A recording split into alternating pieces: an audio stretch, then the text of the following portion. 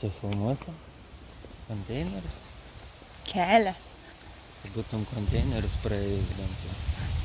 Tas turbūt žirgas visus sukvietė. Visi eina link jo. Žiūrėkit, kaip gražu. O šiaip mes šitų dažniausiai kelių važiuojam dviračiu iki savo Motiejūkų lauko. Bet šį kartą mes einam savo kojytėm.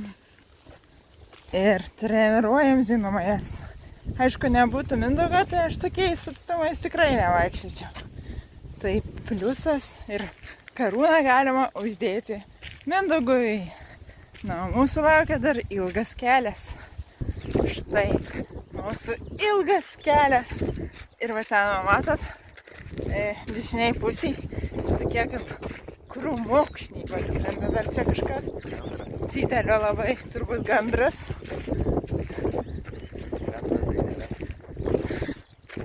Tai va ten mes ieškosim mūsų Motiejūką.